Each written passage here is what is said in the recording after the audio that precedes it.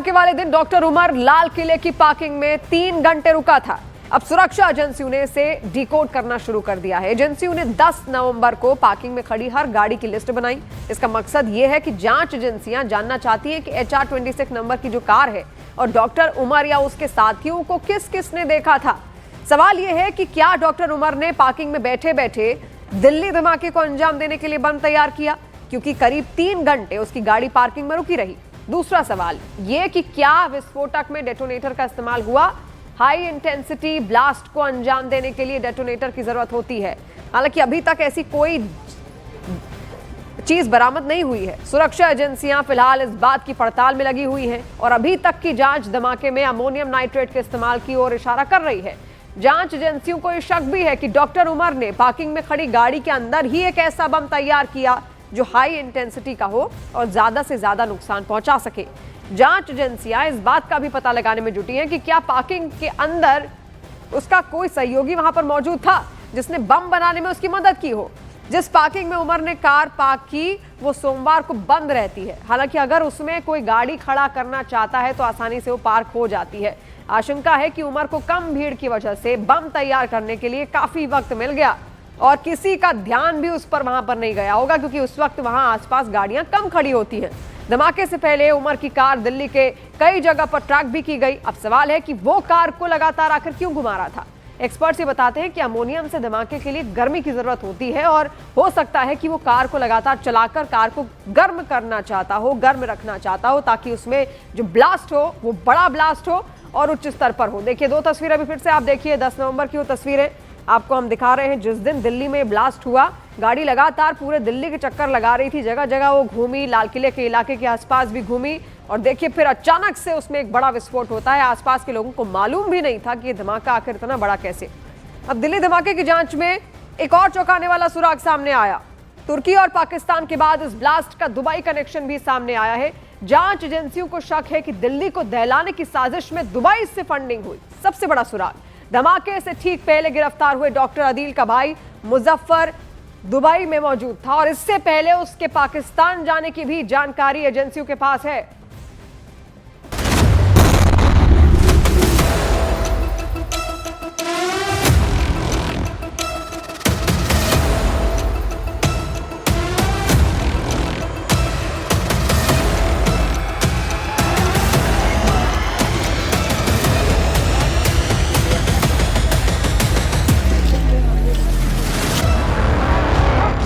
धमाके का Dubai connection भी सामने आ रहा है। जांच एजेंसियों को शक है कि दिल्ली को दहलाने की साजिश में दुबई से भी फंडिंग हुई। इस खबर पर जांच एजेंसियां अलर्ट हो गई हैं। जांच एजेंसियां पता लगाने की कोशिश कर रही हैं कि धमाके से पहले डॉक्टर आदिल कहां गया था, क्योंकि उन्हें शक है कि दिल्ली धमाके के तार तुर्की और पाकिस्तान के अलावा दुबई से भी जुड़े हैं और दिल्ली को दहलाने के लिए दुबई से भी फंडिंग हुई है।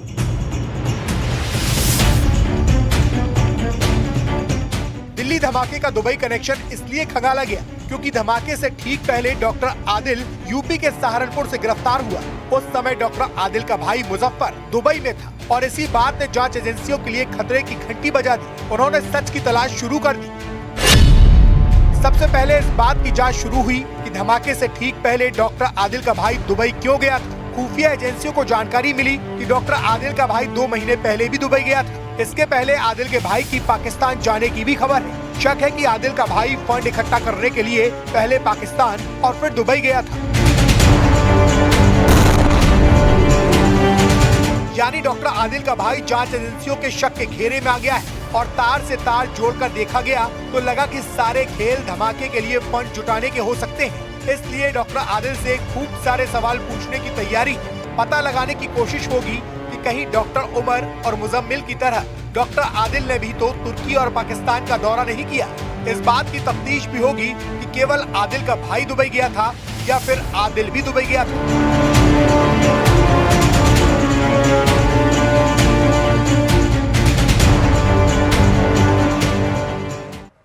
और देखिए दिल्ली ब्लास्ट मामले में आरोपी डॉक्टरों पर एक्शन लगातार हो रहा है। आरोपी 4 डॉक्टरों के रजिस्ट्रेशन रद्द कर दिए गए हैं।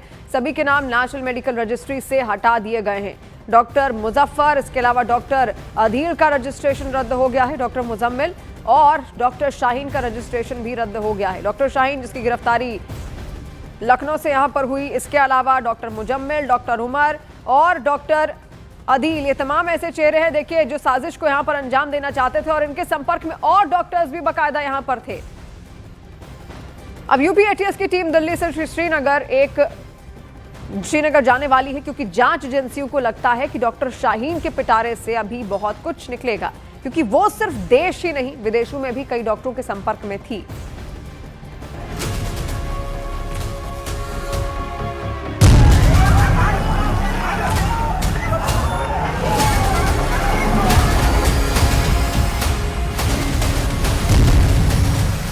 दिल्ली धमाके के बाद एक दिन भी ऐसा नहीं बीता जब डॉक्टर शाहीन के काले कारनामों से जुड़ा कच्चा चिट्ठा न खुला हो। जैश ए मोहम्मद ने तो डॉक्टर शाहीन को मैडम सर्जन नाम भी दिया था, क्योंकि वो ऑपरेशन हमदर्द में जुटी थी और भोली भाली मासूम मुसलमान लड़कियों को अपने झांसे में फंसा रही थी,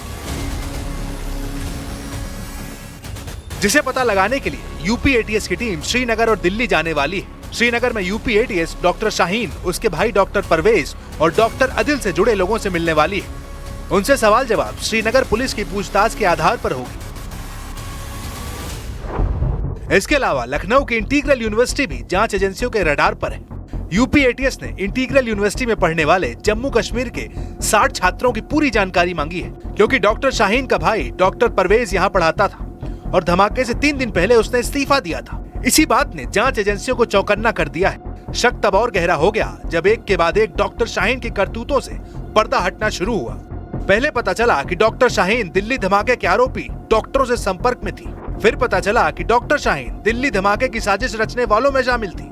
और इसके बाद पता चला कि डॉक्टर शाहीन डायरेक्ट जैश ए मोहम्मद के आकाओं से संपर्क में थी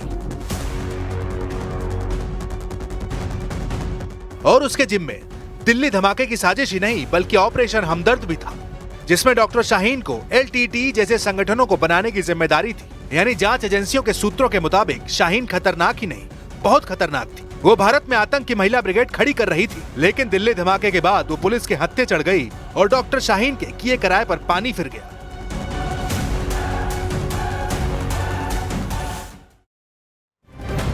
और देखिए, दिल्ली ब्लास्ट केस की जांच में बड़ा खुलासा हुआ है। सुरक्षा एजेंसियों के मुताबिक लाल किला ब्लास्ट में करीब 2 किलो से भी ज्यादा अमोनियम नाइट्रेट का इस्तेमाल किया गया था। जांच में यह भी सामने आया कि बम बनाने में डॉक्टर उमर मोहम्मद एक्सपर्ट था।